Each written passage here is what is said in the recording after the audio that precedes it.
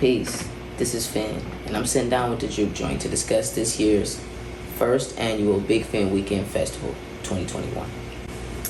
All right, Aphiniti. Hi, my name is Viari. It's nice to see you. So I just wanted to ask you, what drew you into the music industry in the first place?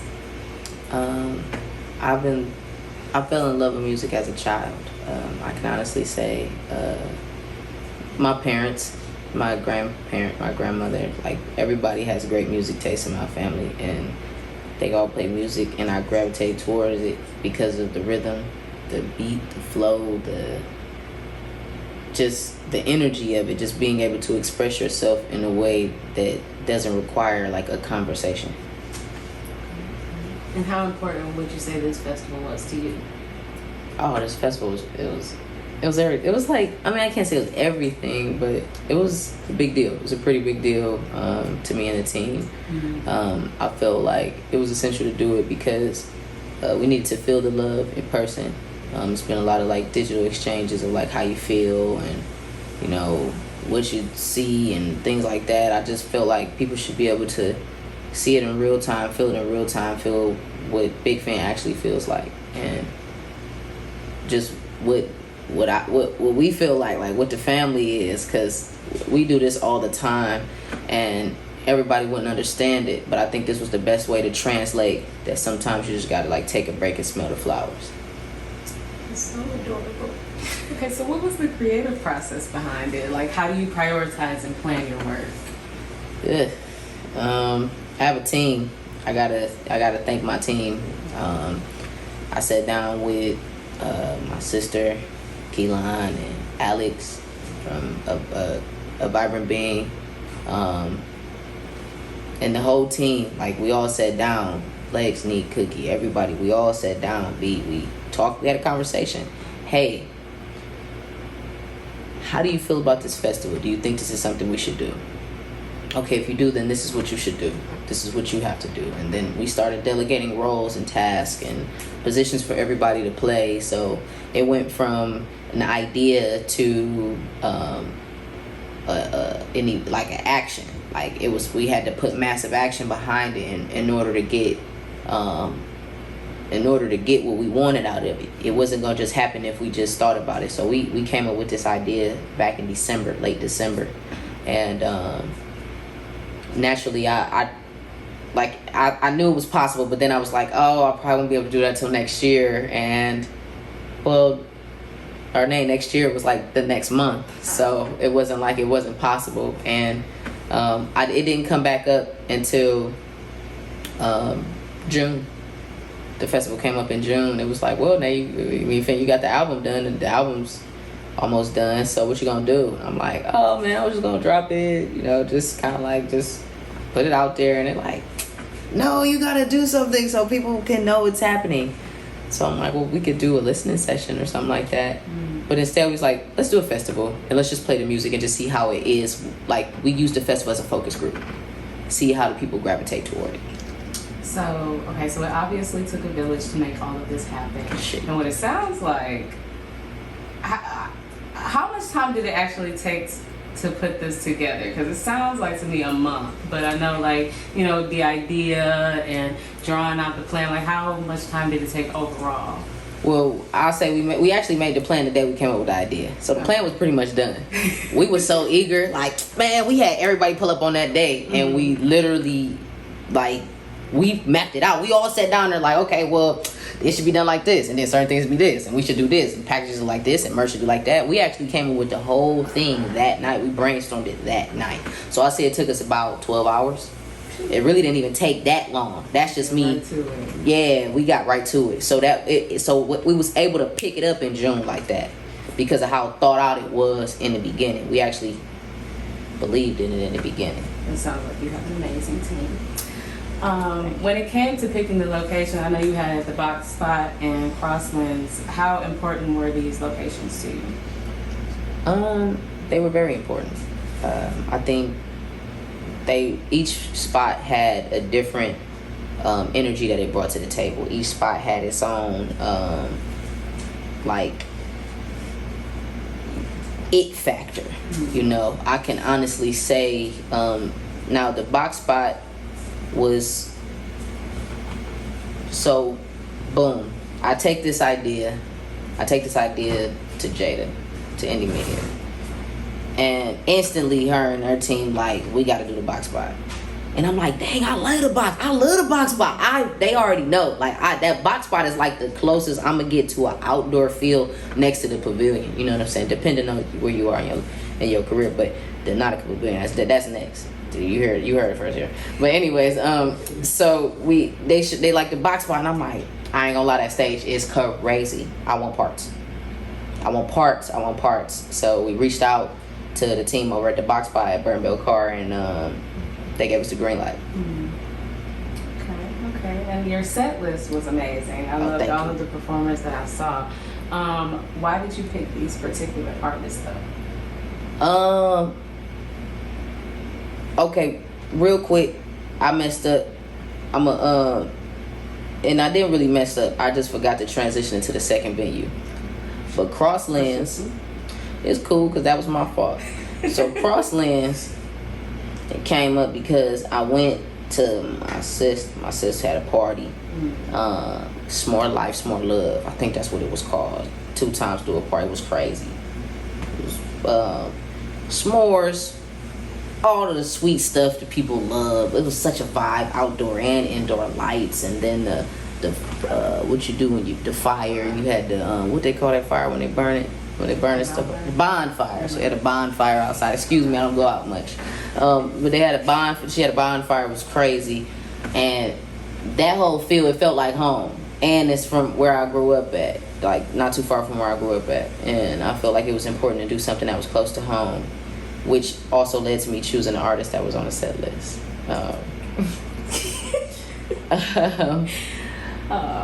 I can say I chose these artists because me and my sister carefully, like we always thought festival, but I was like, sis, you can see the future in a way that I don't see it.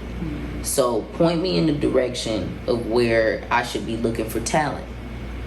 And she started pointing me in a direction, and I'm like, yeah, Day. Oh yeah, Day. I love Day. I be listening to her. I love Day, cause my Kitty play all the music. She play all these little vibes and big vibes. Excuse me. She play all these big vibes, and I'm listening. And I'm like, it is nasty. I need parts. 93 trap and 36 JV.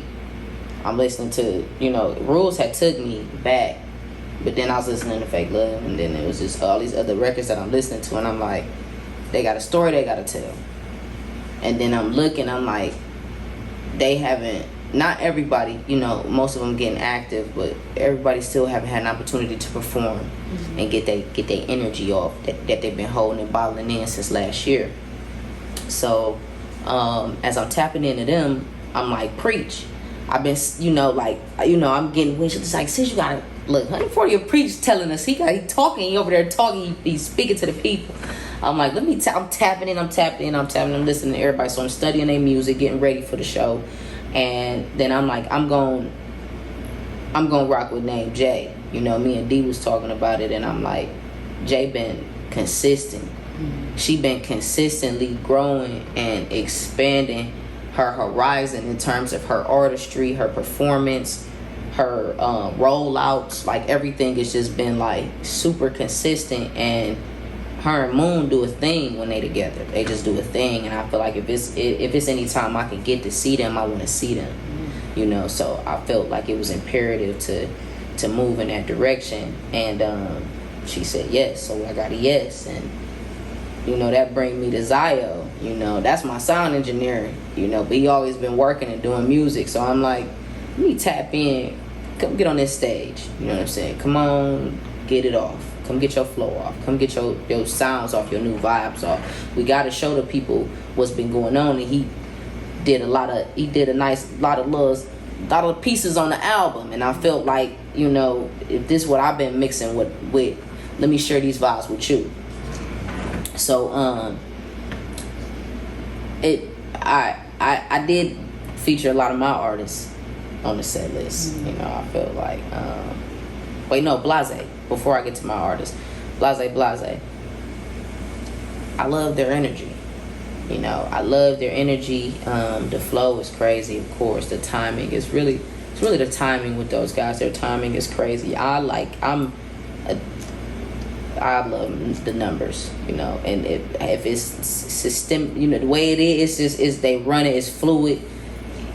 It don't matter who doing what when, it's gonna get done, and it's gonna get done right, and it's gonna get done with a lot of energy. So, you know, I felt like it was necessary for us to exchange, you know, some vibes and performance wise, and I wanted to, you know, just build these relationships. Also, the bigger reason why I wanted to do this was to build these relationships and open up the floor for us to have these conversations, to do shows, to make songs, to shoot videos, to get content, to just network, just connect. Really to connect, for real, it's really to connect, to make the connections. And that brings me to my artist, though. I feel like I definitely wanted to showcase what Spellbound Sound been doing since Fountainhead. You know, since Fountainhead experience. You know. Just to give us, what is Spellbound Sounds? Spellbound Sounds is my record label. It's the home. It's the I was gonna say melting pot. It's not a melting pot. Spellbound Sounds is exactly what it is. It's a place where you can create what you see, what you feel, what you believe, and you can bring it to life. You know, it's a place where we make dreams come true. You know,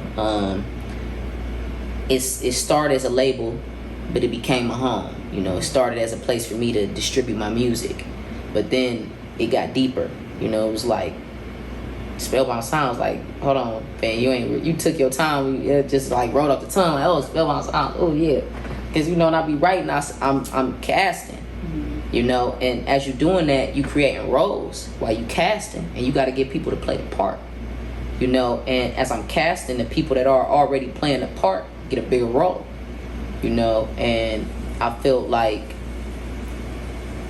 Spellbound Sound is where I just be still. Like, that's my stillness. I have to say, Spellbound is where I'm calm. It's where I'm cool and collective, and I feel like, you know, that's what I teach to my artists is art. You know, stillness. That's like the number one process in artist development. It'll all come to you if you just be still. How important would you say it is to create a space or platform for other local artists to grow? Let me say that over. How important is it to create a space or platform for other local artists to you? How important is it to you to create a space or platform for other local artists? It's mandatory. It's mandatory. It's imperative to me to create a platform for the artists, because you need somewhere to go. You need somewhere to go to get your flow off. Like, we all each have this, like, boom. So I watched Hunter x Hunter. That's like one of my favorite animes. And they have something called their nen. And it's like this energy force that they give off. But you gotta conceal your nen with your ring. You know, you gotta conceal this life force that you carry. And everybody can't just be running around carrying, like, concealing that whole life force. You gotta have somewhere to get it off. You know, my favorite thing is when you watching somebody's origin story, they go somewhere to see how strong they are. That's why it's mandatory to give artists an outlet, because a lot of people be seeing them doing their thing, but they don't even know how strong they are. They don't know how far their potential extends. They don't know what their expansion is like. Excuse me. They don't know. They really don't. They have no idea. They just be like, oh, look at you doing your thing. That's so cute. Oh, that's so raw. You doing your thing. And it's like, you have no idea what you don't even have no idea what is in me. You don't have any idea what I'm trying to present, like to share, what I want to express. So if we don't do this, then the artist won't have any way to broaden or man, really just to blow up. You need somewhere to blow up. I ain't get this shit off. Excuse my language, but you need to get that shit off. And so back to the event, what was your favorite part? I think my favorite part was the family, seeing their family like become. I think that was my favorite part, to see everybody watching the becoming, watching everybody become more free, more light. You know, me.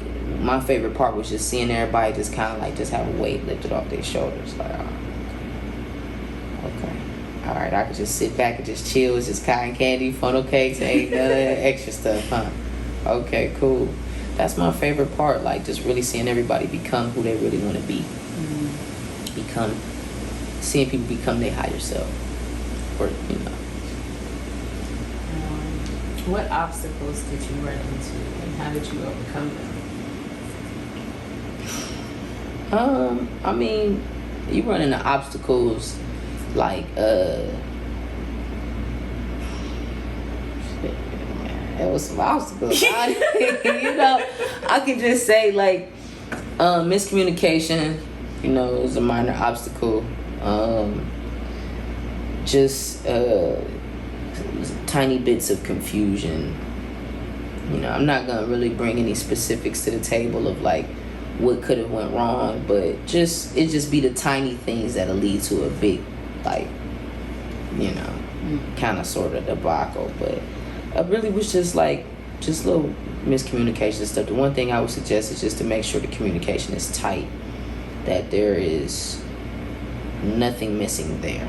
You want everybody on one accord. As long as everybody's on one accord, no matter what comes your way, you're gonna be able to shadow box it. You're gonna be able to knock it out.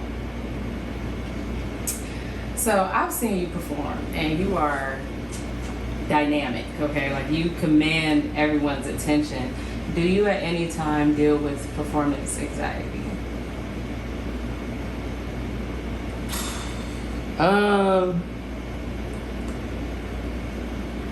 It's kind of hard to say because I don't get nervous. I think I get natural. How would you know? I just be myself, you know. I don't think there's any reason to be like, I was born to do this, so I don't think I can be nervous. I don't think I have time to be nervous. I don't think I have, like, that's not something that I can do. I can't get nervous, you know. So if you become natural when you perform, during, like, when you're not performing, during, like, ordinary life, do you experience any anxiety then? Come on with these questions. Come on with the questions. You know what? And I'm not even going to take a drink while she asks me about anxiety. I see what you're doing here.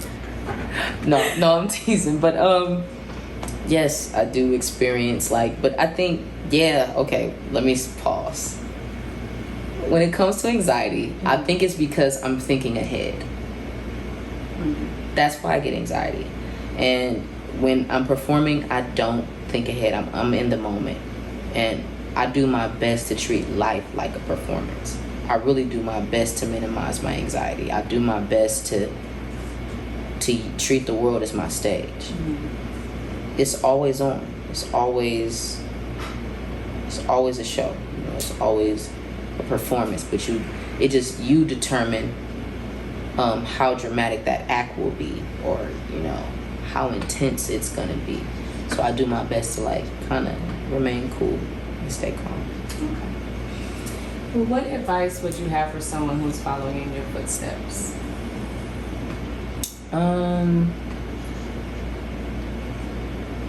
Listen to your intuition. Trust yourself.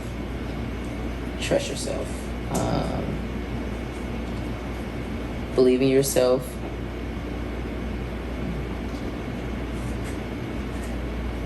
Starve your distractions and feed your focus. You have to be extremely disciplined. Doing this requires extreme amounts of discipline, like extreme amounts of discipline. You have to not kick it. You gotta find fun in your firmness. You have to find neutrality. You gotta learn to be neutral. You can't always be one way or two. You gotta be pretty even keel. You know, that helps you with being able to be disciplined. It helps you with it helps you with trusting yourself. You know, so trust yourself, believe in yourself.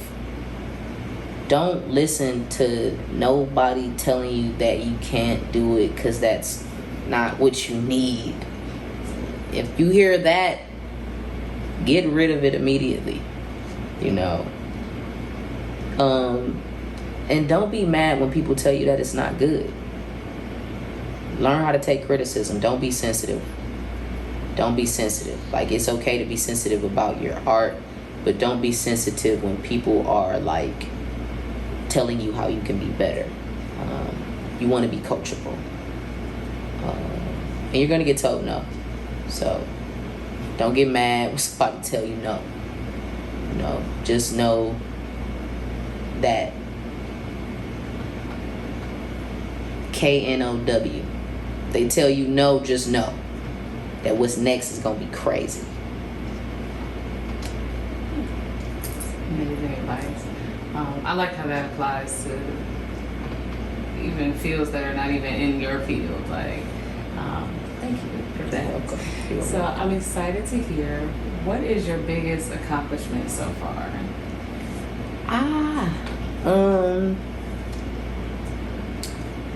I think my biggest accomplishment thus far has to be.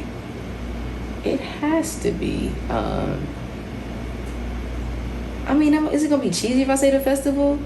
You know, is that No, like, is it's it not too soon? Is it too soon? No, but honestly, I think I'll have to say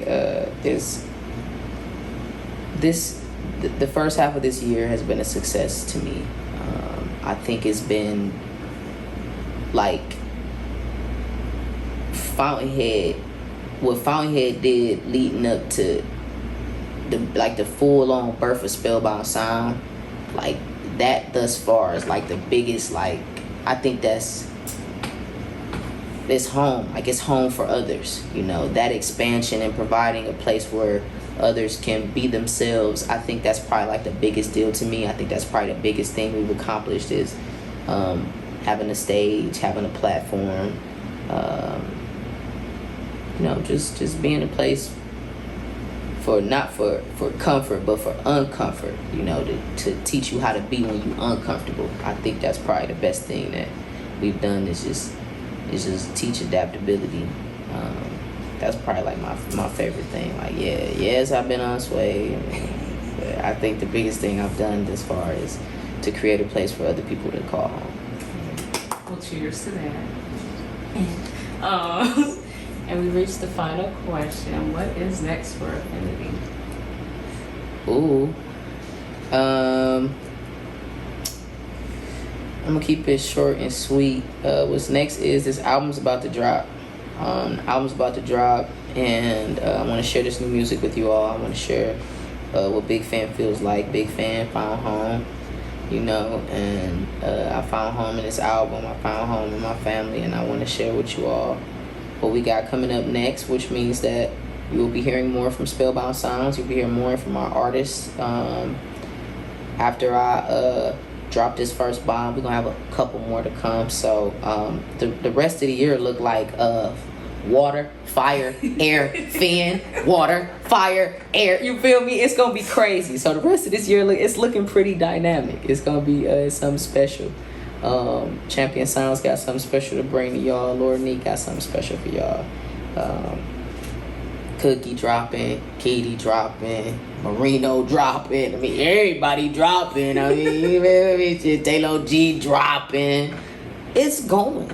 You know, we're not gonna stop. I think we pretty much gonna be going till infinity. You know, so that's what's next. Do we have a date for the album? Yeah, August, do we say the 12th? What did we say for the album?